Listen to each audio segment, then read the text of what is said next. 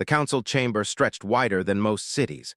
Floating platforms held representatives from 847 different species, each one watching the human woman standing alone in the center ring.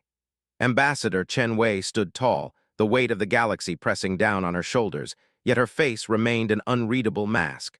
The tension in the room was palpable, like the stillness before a storm. The air hummed with the soft echoes of translation devices as the council debated, their voices reverberating through the massive chamber. Hundreds of alien species had gathered to decide the fate of humanity. The chief counselor, a being made of shimmering crystal and light, raised a hand, silencing the room. His voice resonated like 1,000 chimes, translating through the devices to every ear in the room. In the past 2 centuries, humanity has spread across 40 star systems, he began, his tone clinical.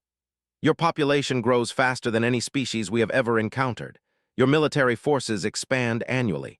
Your consumption of resources threatens the balance we have maintained for over 10,000 years. These actions pose a grave danger to the fabric of the galactic order.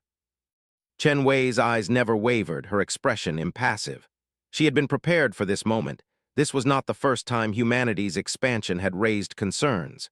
She had learned long ago that sometimes silence spoke louder than words. The debate raged on. Some argued that humanity's ambition was a threat to galactic peace, while others spoke in favor of granting them more time to prove their restraint. But the council was too afraid of what humanity might become if left unchecked. After what seemed like hours, the chief counselor raised his voice again. We have brought this matter to a vote, he declared.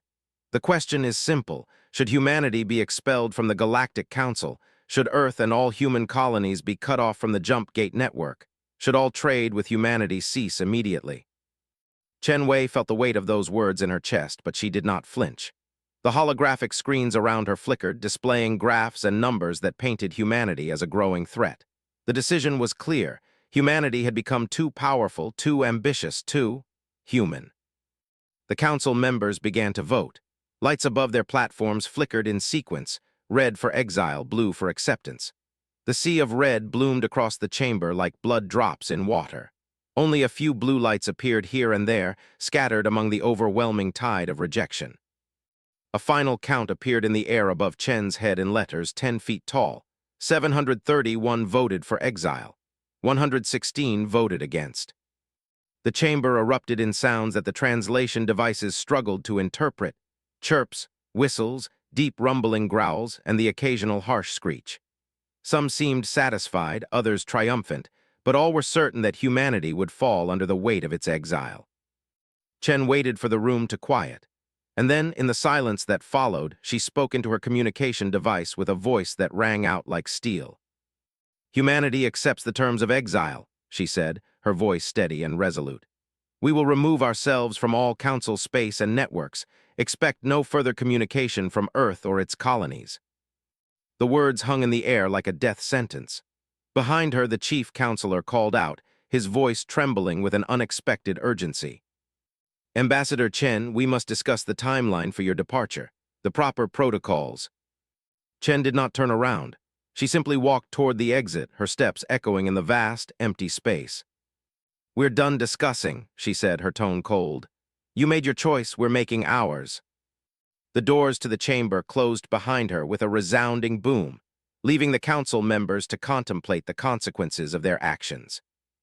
As Chen stepped into the cold expanse of the hallway, the weight of the decision settled over her. She knew what was to come. What they didn't know, what they could never know, was that humanity had already prepared for this moment. On Earth, the news spread like wildfire. Every screen showed the same footage of the vote. Every news channel ran expert analysis, speculating on what the council's decision would mean for the future. Some predicted panic. Others warned of economic collapse. Some even suggested humanity might beg the council to reconsider. None of them knew about Protocol Exodus. In her office, deep beneath the Atacama Desert, Chancellor Maria Okonkwo watched the vote on a private screen. She pressed a button, sending a signal to 347 different locations across Earth and every human colony. The message was simple: begin Exodus. Massive hangar doors, hidden for decades, began to open across the planet. Mountains split apart, ocean floors revealed secret passages, and desert sands shifted as platforms rose from beneath, carrying ships that most of humanity had no idea existed. Chancellor Maria Okonkwo's eyes remained fixed on the screen, her face illuminated by the soft glow of the holographic displays. The vote was over and the decision was final. But humanity was not broken. It was just beginning.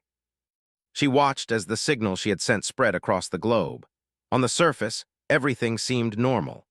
The world's bustling cities, with their people going about their daily lives, had no idea that a new chapter in humanity's history was being written beneath their feet.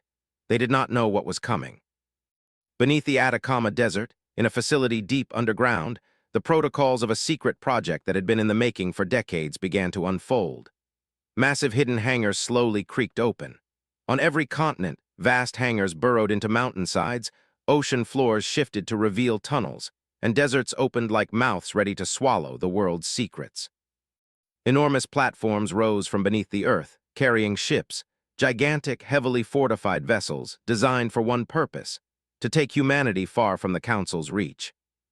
Dr. James Okoye, the man responsible for designing humanity's secret escape, watched the status reports flood into the main control center. The ships were rising as expected.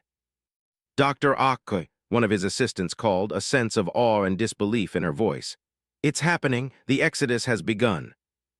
Okoye's eyes never left the screen. The fleet was already in motion. Their journey would take them beyond Council space into the deep unknown.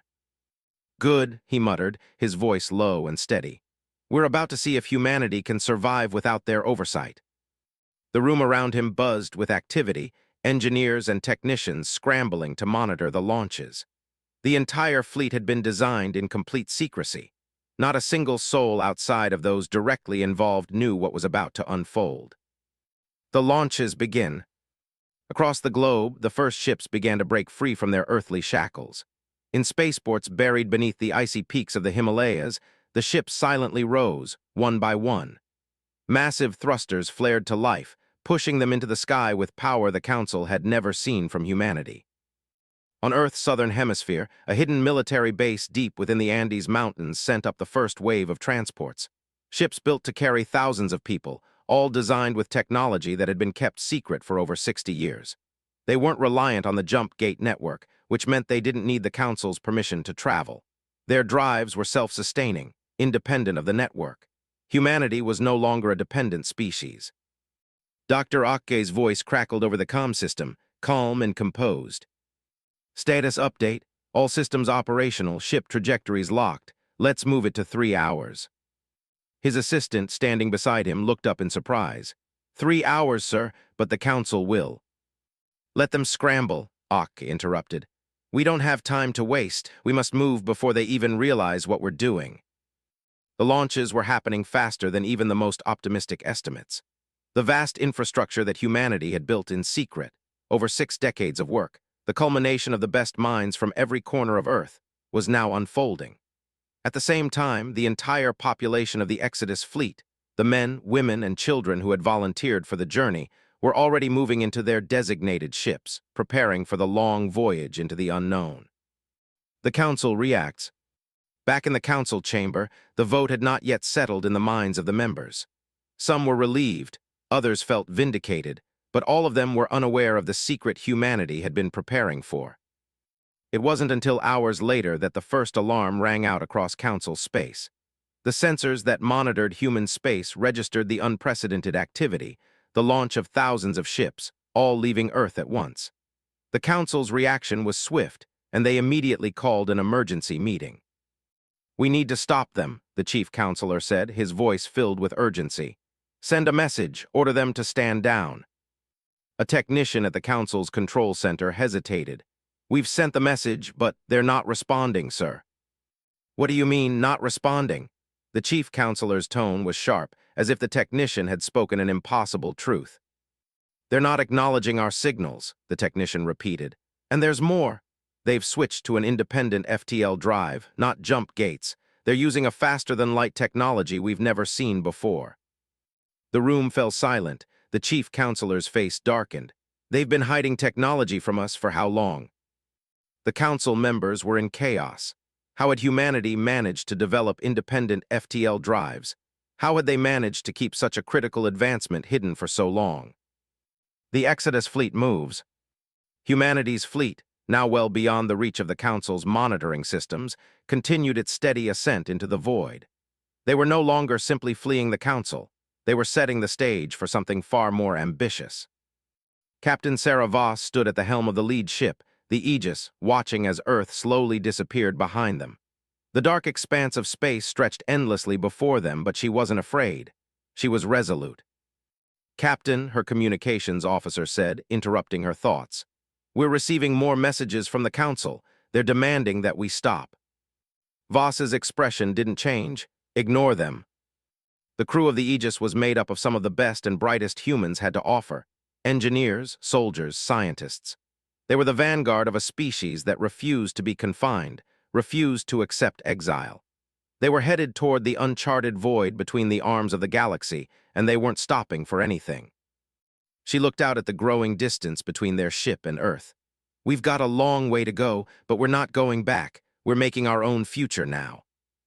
The message had been sent, and humanity's exodus was in full motion. The Aegis moved further into the vastness of space, and Captain Voss couldn't shake the nagging feeling in the back of her mind. Despite their technological advancements, they were still alone.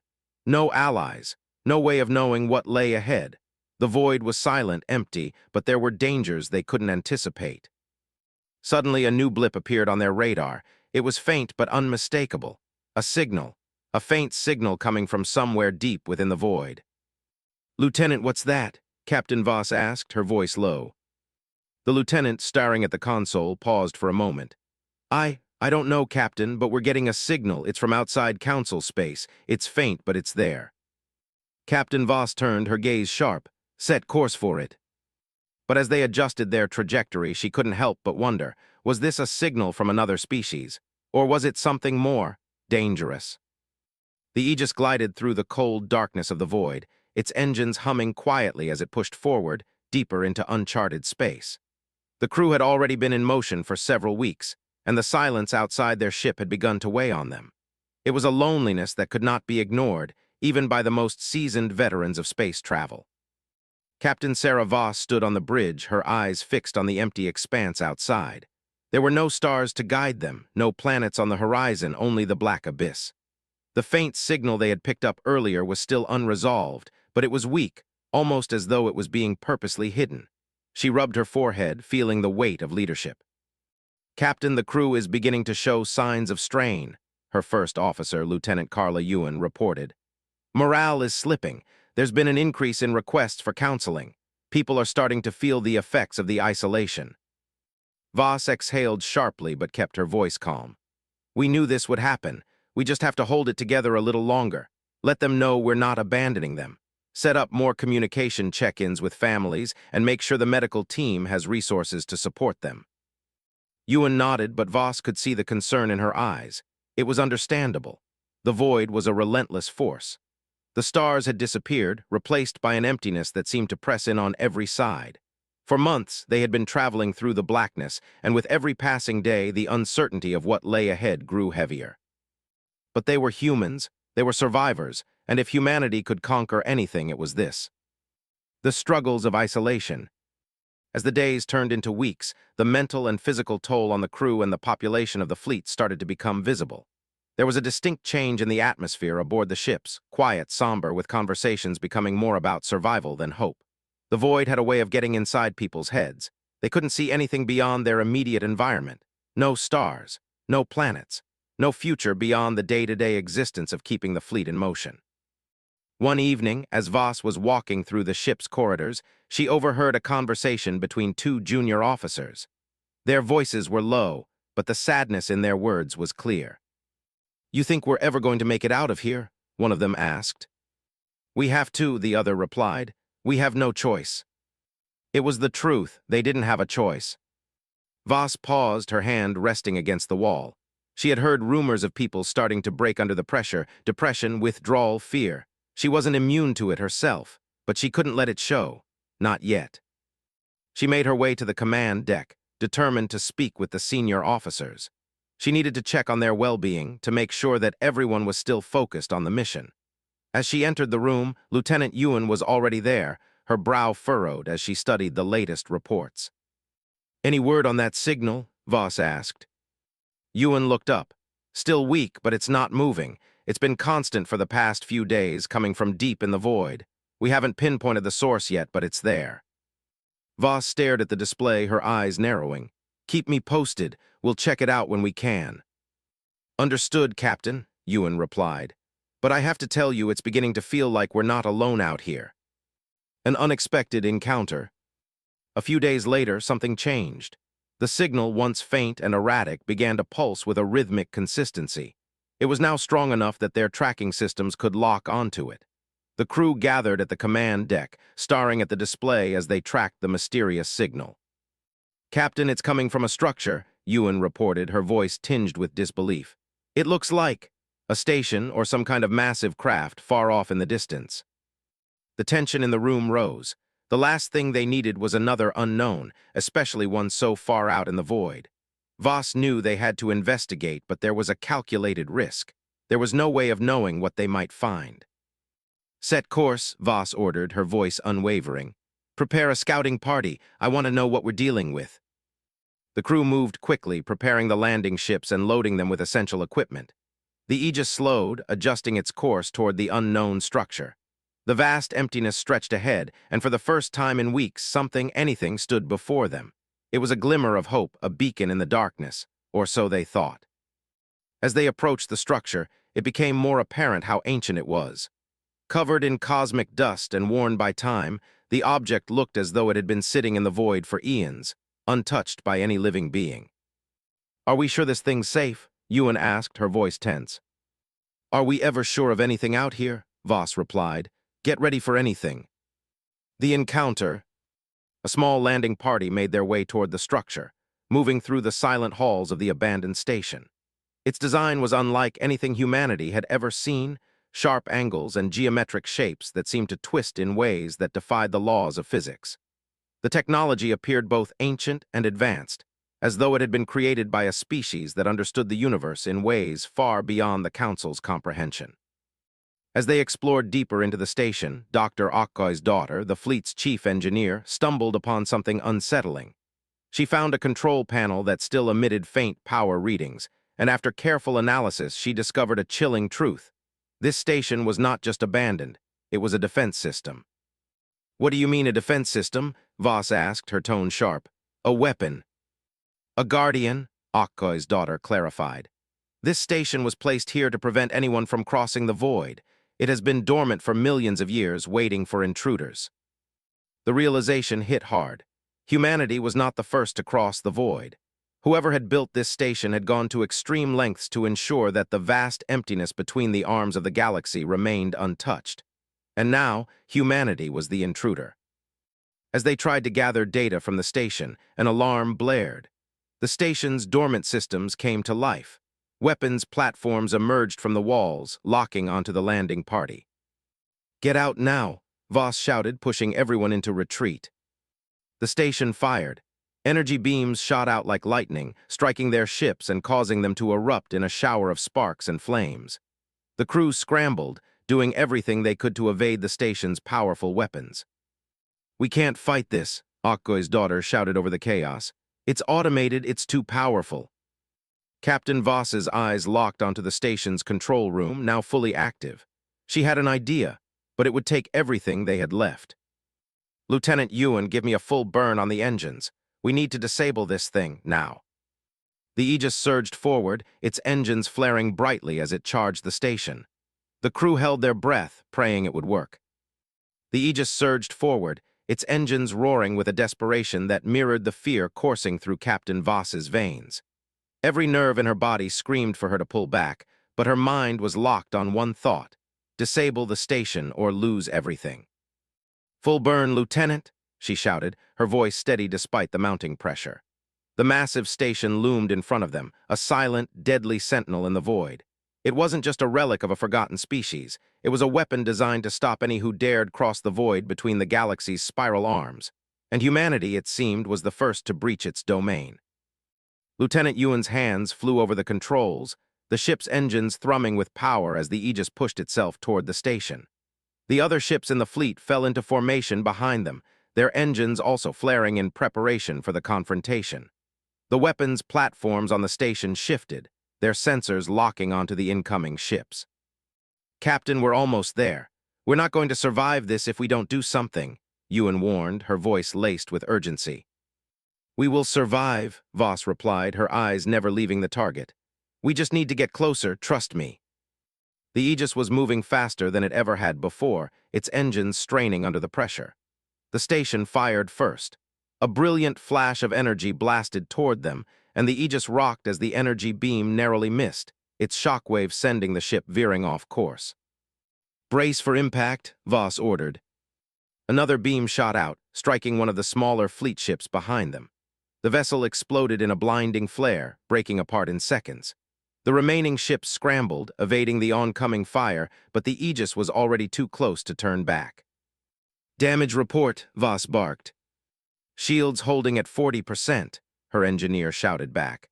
"Hull integrity holding, but we're not going to last much longer if this keeps up." "Captain, we need to retaliate," Yuan said, her voice rising. "We can't just dodge forever." Voss's mind raced. They couldn't match the station's firepower directly, and they didn't have time to make another move. The station was ancient but deadly. Its weapons were superior to anything humanity had ever encountered. The idea she had was risky, but it was the only chance they had. "Prepare to drop out a full burn," Voss said suddenly, her tone grim. Yuan's brow furrowed. "What are you planning, Captain?" "I'm going to try something unconventional," Voss replied. "The risky maneuver." The Aegis dropped out of full speed in an instant, cutting its engines to a minimum and plunging the ship into a tactical stop. The station's targeting systems, now tracking their movements, immediately locked onto them, but they had anticipated this. "Now, Yuan," Voss ordered, her hand gripping the chair as if it were her last lifeline. "Engaging thrusters, Captain, setting course for the station's blind spot." The Aegis fired its thrusters in a sharp, jerking motion, sending the ship into a sudden sideways roll, almost as though it were falling. The motion threw off the station's weapons targeting. The weapons systems fired wildly into the empty space where the Aegis had been, missing by mere inches. The rest of the fleet followed suit, weaving in and out of the station's line of fire, evading the blasts with precise, calculated movements. Voss knew they couldn't keep this up forever. The station was adapting, recalibrating its weapons systems, learning their movements. But this moment, this one chance, was their best shot. "Okay, Akka," Voss muttered to herself. "Let's see if your theory holds up." Voss turned to Akko's daughter, who was seated at the engineering station, her fingers moving over the console rapidly. "Activate the disruptor pulse. Let's see if we can short-circuit their systems." "Disruptor pulse online, Captain," Akko's daughter responded. "Firing in 3, 2, 1. A deep, resounding hum filled the Aegis as the pulse was fired. It shot toward the station, a brilliant surge of energy, not unlike the energy beams from the station itself, but with a very different signature.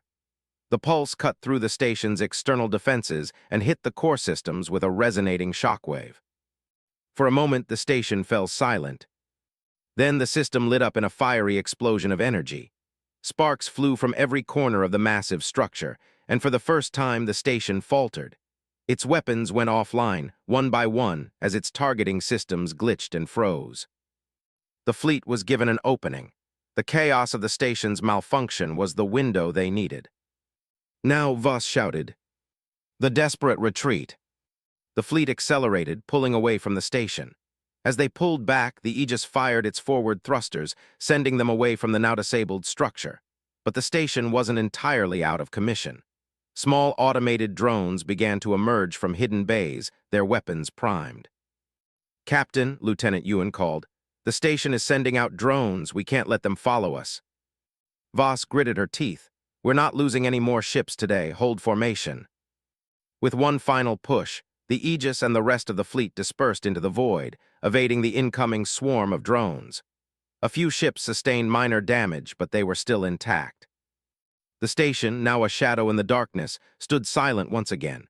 Its weapons systems were offline, and its drones were scattered or destroyed in the chaos of their retreat. Voss leaned back in her chair, breathing a sigh of relief, but that was only the beginning. The revelation. As the fleet moved further away, they took a moment to assess the damage. The Aegis had taken hits, but it was still intact. Several other ships had been damaged, but they could be repaired. "Report from all ships, Lieutenant," Voss ordered, her tone more measured now. The communication officer quickly ran through the data. "No casualties among the fleet, Captain. We've suffered some hull breaches and loss of external communication relays, but all ships are operational." "Good," Voss said, looking out at the vast expanse of space again. "But we're not out of the woods yet." That's when HFY's daughter turned to her face pale with shock. "Captain, we've decoded some of the data from the station systems. This isn't just an isolated defense system. It's part of a much larger network." Voss's eyes narrowed. "What do you mean?" "There are more stations," HFY's daughter said, her voice shaky. "This is just one of many placed throughout the void to keep species from crossing the arms of the galaxy. And if our data is correct, there are more stations near the Perseus Arm." Voss felt a chill run down her spine. The Perseus Arm was their destination, the place where humanity would build its future. But now, with this revelation, that future seemed more uncertain than ever. "What does this mean for us?" Voss asked, her voice tense. "It means we're not just dealing with one guardian," HFY's daughter replied. "It means we've triggered something much larger. The Council didn't want us to cross into the Perseus Arm, and now we know why." Voss stared at the map of the galaxy on the screen before her. The Perseus Arm was still their destination, but the path to it was now filled with unseen dangers. "Prepare the fleet," she ordered. "We have a new mission. We're going to find those stations, and we're going to take them down one by one. If the Council thinks they can stop us, they're going to learn exactly who they're dealing with." The fleet moved forward, knowing that their journey through the unknown had just become infinitely more dangerous. The journey through the void had already tested humanity's resolve, but the revelation of the hidden Guardian stations changed everything. What had been a path forward was now a deadly gauntlet, an unknown, ancient defense system waiting for them to slip up. The fate of the fleet, of humanity's future, now rested on their ability to adapt and survive in this unforgiving blackness. The void generation. As the days stretched into weeks, and then months, the fleet pressed on. The empty expanse of space stretched endlessly before them, but the journey had started to feel different now. The Aegis and the other ships were no longer the only ones affected by the isolation. The human colonies on board had begun to experience the weight of the void in their own ways. There were whispers among the population, concerns about the endless blackness, the psychological toll it took on families, the children born aboard these ships. "Captain, you need to see this," Lieutenant Ewan said one day as Voss entered the bridge. Her face was pale, and her voice held an edge of uncertainty. Voss walked to the control panel and looked at the reports. She could see the growing signs of depression, of deep unease among the crew and the passengers. People were struggling to sleep, to eat, to function. Children born during the journey, now part of the void generation, had begun to show signs of something different. They seemed more adapted to the darkness, more attuned to the isolation. "They've never known anything else," Voss muttered, watching a video clip showing a group of children playing in the halls. It was unsettling. They seemed far too calm for a situation like this, too distant. "We need to keep their spirits up," Voss said, her tone firm. "Start regular communication check-ins with families, Lieutenant. We can't let them feel abandoned. And increase the psychological support teams. These people are going to break under the pressure if we don't step up." Ewan nodded, but even she knew that no amount of morale boosters could change the fact that humanity was isolated, alone in the dark void, heading toward an uncertain future. The plan for survival. The fleet's leadership gathered in the briefing room, each of them sitting in silence, knowing that the coming days would decide their fate. The technology they had uncovered on the ancient station gave them a key, an opportunity to disable the remaining Guardians, but it wasn't going to be easy. The fleet couldn't afford to waste time. They had to push through. "We can't go back, we can't wait," Voss said, staring down at the map of the galaxy. "If we want a future out here, we need to take control of our own destiny. That means finding those stations, finding them before they find us." Dr. HFY's daughter, who had become the fleet's chief engineer, spoke up. We've started mapping out potential Guardian station locations using the data from the first station we disabled, but it's scattered. These stations are everywhere in the void. If we keep going without a strategy, we'll get picked off one by one. Voss looked at the map, which showed dozens of locations marked with glowing red dots. We'll take out the nearest one first, focus all our energy on one target, disable the Guardian, take its data, and move on. There was a grim silence as the leadership digested the plan. We can't afford any mistakes, Voss continued. If we fail, we may not get another chance. The Guardian hunt begins. The fleet set course toward their first target, a station hidden deep within the swirling chaos of the void. As they moved closer, the atmosphere on the Aegis and the other ships shifted. There was an undeniable sense of urgency in the air. Everyone knew what was at stake. Everyone knew the danger they were walking into. As they approached the station, the ships began to spread out, preparing for any eventuality. The station sat still in the blackness, its angular structure seemingly lifeless at first glance. But Voss knew better. The Guardians didn't sleep. They were waiting. "We're in range," Lieutenant Ewan reported, eyes locked onto the sensors. Voss's eyes flicked toward the tactical map. "Stand by for pulse disruption. Akko, get us a safe entry path. We're not wasting time." The crew quickly moved into action, working in perfect synchronization.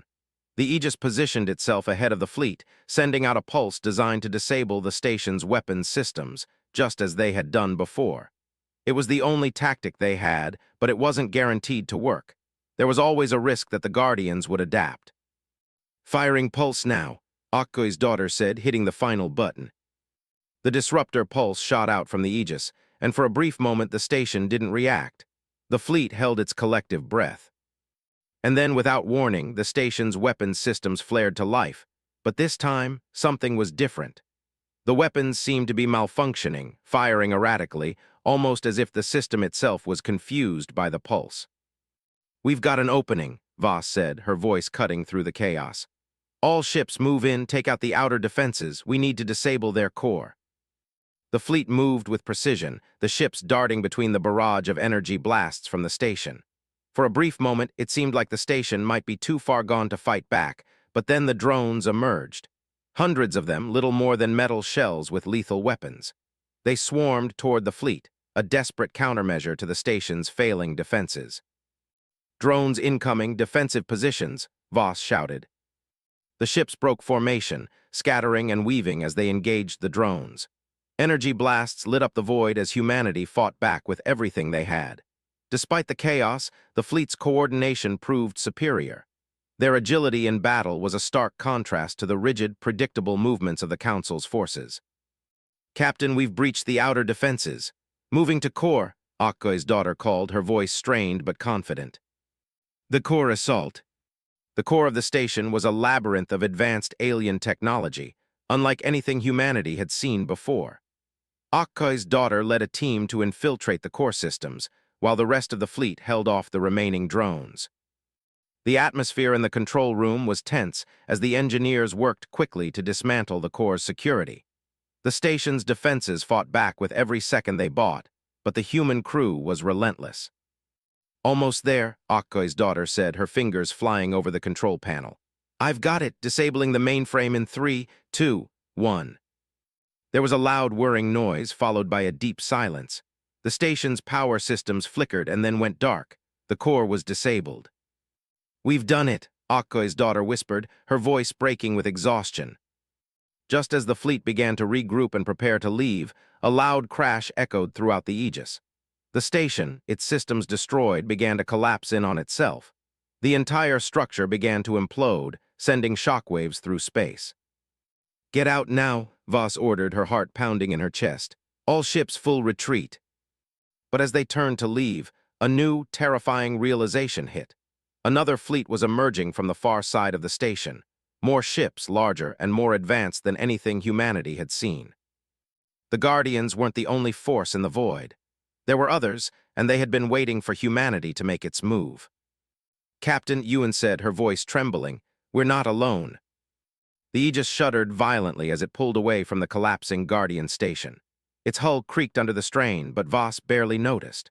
Her heart was racing as she watched the new fleet emerge from the depths of the void. The fleet was unlike anything they had seen before. Colossal ships with sleek, menacing silhouettes, their hulls gleaming with dark energy. "New ships, Captain," Lieutenant Ewan said, her voice strained. "They're not Council, not Guardian drones. These are something else." Voss's eyes narrowed as she scanned the incoming fleet. The ships were massive, each one easily dwarfing the Aegis and the other vessels in the fleet. The alien designs were alien in the truest sense, sleek blackened bodies with sharp, angular edges, glowing energy lines running across them like veins of light. They had the feel of a species that wasn't just advanced. They were a predatory force born for conquest. "We're being surrounded," Ewan continued, her voice tight with concern. "They're positioning themselves around us, and they're arming up." "Of course," Voss muttered under her breath. "We're always the ones who draw the attention." She glanced toward the rear of the fleet, where several ships were already breaking formation, trying to scatter to avoid being boxed in. "We need to break free. Move now, Lieutenant. Full burn ahead." Ewan's hands moved rapidly over the controls, pushing the Aegis and the fleet forward into the chaos.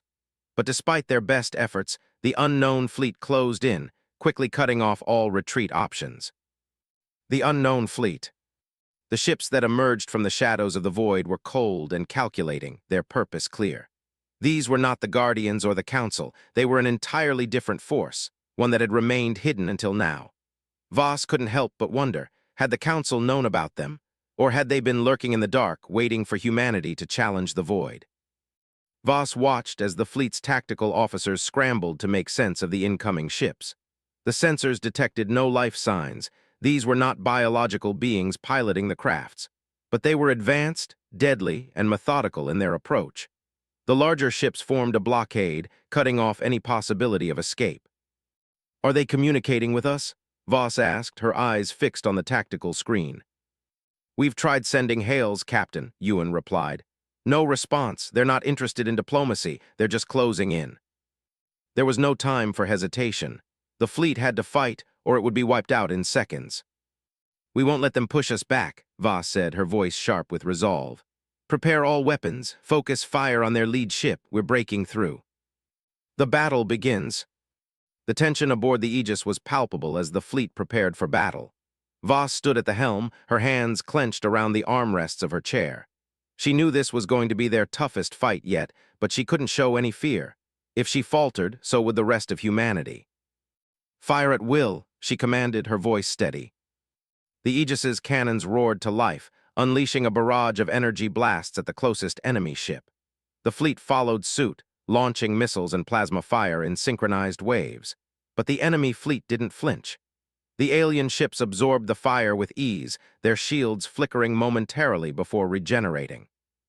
"They're strong," Ewan muttered, her eyes wide with disbelief. "Stronger than anything we've faced." The enemy fleet retaliated quickly. Energy beams shot out from their ships, hitting the Aegis with devastating force. The ship's shields flared, but it couldn't hold forever. "Shields at 30%, the communications officer yelled. "Hull integrity is starting to fail." "We need to break their formation," Voss shouted. "Target their engines, we hit them where it hurts." The Aegis and its fleet split into smaller units, weaving and darting through the incoming barrage. The enemy ships followed with terrifying precision, but humanity was used to unpredictability. The enemy was. "Focus fire on their lead ship," Voss ordered again. "Keep moving, keep them guessing, don't let them track us." The battle raged for what seemed like hours, with the Aegis taking heavy damage but refusing to back down. The rest of the fleet was fighting just as fiercely, their movements becoming more erratic, more unpredictable. They couldn't match the alien fleet's firepower, but they could outmaneuver them. Then, just as the Aegis took another direct hit, a strange thing happened. The alien fleet's lead ship, the one they had been targeting, began to flicker, its weapons systems shutting down one by one. "What the hell just happened?" Ewan said, her eyes wide with surprise. Voss watched in stunned silence as the lead ship systems malfunctioned. It was as if someone, or something, was inside the alien ship, forcing it offline. A message flashed on the tactical screen. It was coming from an unknown source, but it was unmistakable. "It's a hijack," Voss whispered. "Someone just took control of their systems." The enemy ship that had once been the most powerful now began to drift helplessly, its engines sputtering out. The other ships in the fleet seemed confused, faltering as their leader failed. Voss didn't hesitate. She seized the opportunity. "All ships focus fire on their remaining vessels," she shouted. "Take them down now while they're disoriented." The unexpected ally. The battle was far from over, but the momentum had shifted. The fleet, once struggling against overwhelming odds, now had the upper hand. They launched a final barrage, targeting the disabled ships one by one. With the lead ship neutralized, the rest of the fleet scattered in disarray, unable to coordinate their efforts. Within moments, the remaining ships were destroyed or forced into retreat. The silence that followed the last blast was deafening. "Captain, we did it," Ewan said, her voice filled with disbelief. "They're retreating. We've won." Voss couldn't help but smile, though it was a smile tinged with disbelief. They had done it. They had fought and won against an enemy they hadn't even known existed. It wasn't just a victory, it was a statement. The revelation. But just as the relief began to settle, a new transmission appeared on the screen, one that made every crew member freeze. "It's from the alien fleet," the communications officer said. "It's not an attack, Captain, it's a message." The message was a single cryptic phrase. "The time of isolation is over. The void is ours." Voss stared at the screen, her pulse quickening. She had no idea what it meant, but she knew one thing for sure. Humanity wasn't alone in the void anymore. There were forces here, ancient forces, that would not let them pass without a fight. As the message echoed in the silence of the bridge, Voss's mind raced. The battle had been won, but the war had only just begun. The galaxy was far more complicated than they had ever known, and the unknown forces in the void, the ones who had just revealed themselves, were only the beginning. "We need to regroup," Voss said, her voice low but determined. "We're not just fighting the Council anymore. We're fighting something much bigger. We need to find out who and what we're up against." The Aegis slowly drifted away from the wreckage of the alien fleet, the stars beyond offering little comfort. The future was uncertain, but one thing was clear. Humanity would face whatever came next, and they would do it together. The victory over the mysterious fleet had shifted the course of humanity's journey. For the first time since their exile from the Galactic Council, it felt like humanity had taken control of its fate. Yet the peace they had earned was fragile, and the cryptic message from the alien fleet, "The time of isolation is over. The void is ours," weighed heavily on the minds of everyone aboard the Aegis and across the fleet. Captain Sarah Voss paced the bridge of the Aegis, her mind swirling with questions. Who had sent that message? What did it mean for humanity's future? And why had the alien fleet retreated at the moment of victory? "Lieutenant Ewan, what's the status of the fleet?" Voss asked, her voice steady but filled with the gravity of the situation. Ewan glanced up from her console, a hint of exhaustion in her eyes. "We're all still operational, Captain. The Aegis took heavy damage, but the repairs are already underway. The rest of the fleet is reporting minor casualties and damage, but morale is high. We've won a significant victory. People are starting to believe we can actually make it." Voss nodded, but her thoughts were elsewhere. That victory wasn't just about us. Something else happened. We weren't alone in that fight. Ewan paused, understanding immediately. "You mean the interference in their ship systems?" "Exactly," Voss replied. "Someone or something hacked their systems, took control of their fleet. It was deliberate. And now that message, we've got enemies out here who are watching us. And they're not just any enemies, they're far more powerful than the Council ever was." An unlikely ally. The Aegis moved forward cautiously, the fleet behind it, leaving the wreckage of the alien fleet in their wake. The journey to Perseus was still ahead, but the path had grown far more complicated. There were forces out here in the void, forces who saw humanity's rise as a threat. But there was still a glimmer of hope. The message hadn't been a declaration of war, but a warning. "We need answers," Voss said, looking out at the deep blackness before them. "I want a full analysis of that message. Let's find out who sent it and what they want." "Understood," Ewan replied, already working the controls. "We'll also need to send out reconnaissance teams to the wreckage. Someone might have left clues behind." The quiet hum of the ship's engines was the only sound that filled the bridge as the crew worked diligently to gather information. Hours passed, and the crew's exhaustion began to show. They had all been through so much since the Council's vote, and now they were facing an entirely new unknown. As Voss walked toward her command chair, a transmission beeped. The crew went silent. "Captain," the communications officer said, his voice laced with disbelief. "You need to see this. The signal it's coming from, one of the destroyed ships." Voss stood frozen for a moment, then nodded sharply. "Patch it through, now." A holographic image flickered to life in the center of the bridge. It was an alien face, but it wasn't the same as the ones they had seen in the Council. This being was humanoid, with sharp features and piercing eyes. The voice that came through was clear, confident, and haunting. "You have taken the first step," the alien being said, its voice both calm and commanding. "Humanity has earned my attention. I am T-Car, leader of the Seldrith Collective. We have watched you, and now it is time for you to choose." Voss's hand gripped the armrest of her chair. "What is it that you want from us, T-Car?" The alien's eyes glowed with intensity. "What you seek is not just territory or power, Captain. You seek freedom, something that even your own kind has yet to fully understand. We, the Seldrith, have watched civilizations rise and fall in the galaxy for millennia. We know what happens to those who seek power without understanding it. Humanity's ambitions are as vast as the void itself, but you are too young to navigate it properly." "Why didn't you stop us before?" Voss asked, narrowing her eyes. "Why did you wait until now?" T-Car's face remained expressionless. "We did not stop you because we were never sure if you could survive. Your kind has a unique capacity for destruction, but you also have a capacity for creation. I wanted to see which path you would choose." "Do we have a choice?" Voss countered. T-Car's lips curled into a slight smile. "Of course, you can choose to continue your journey alone as you have been. But be warned, the path you take will have consequences. The Council may be a prison for your people, but it has also kept you from being devoured by those who are older and more powerful than you can comprehend."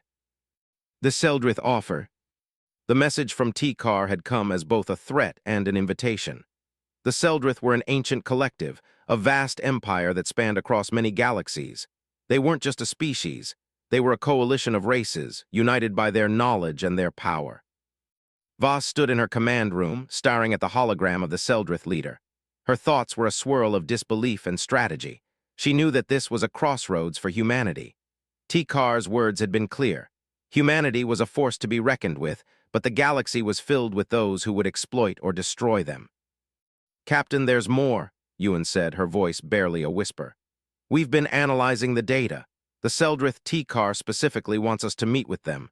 They've extended an offer to humanity. They say they can give us what we need to not just survive, but to thrive." Voss turned to her, "And what's the catch?" Ewan hesitated, then looked directly at Voss. "They want us to join them, to become part of the Seldrith Collective." "The price of power." The room fell into a heavy silence. The idea of joining the Seldrith was tempting, access to ancient technology, the wisdom of millennia of experience. But the price was steep. Humanity would have to abandon their newfound independence, submit to the rule of the Seldrith. It was a power play, and it was clear that the Seldrith would expect loyalty in exchange for their support. Voss's mind raced. Are we willing to give up our freedom for power, for safety? Her eyes wandered to the viewport, where the vast emptiness of space stretched out before them. Humanity had always been a species of rebels, of innovators. To join the Seldrith would mean submitting to a higher authority, one with its own agenda. No, she said after a long pause. We've been exiled, but we're not going to be anyone's servant. We're going to forge our own future. We'll take what they've offered, but we'll make sure it's on our terms. T-Car's voice came again through the communication system, cold and certain. Very well, but remember, Captain Voss, time is a luxury you no longer have. The Seldrith will give you the tools to rise, but if you refuse our offer, we will treat you as we have treated countless others, like a footnote in the galaxy's endless story. Voss's heart skipped a beat as the message ended. The Seldrith were powerful, but they weren't invincible, and humanity was done being anyone's footnote. All ships prepare for a new course, Voss ordered. We'll take what we need, but we're not joining them. We'll use their technology to strengthen our position, but the galaxy is ours to shape. The fleet continued its journey through the void, but now the stakes were higher. T-Car's warning hung over them like a shadow, but Voss had made up her mind. Humanity was going to build its own path, one that would be free of both the Council's chains and the Seldrith's domination.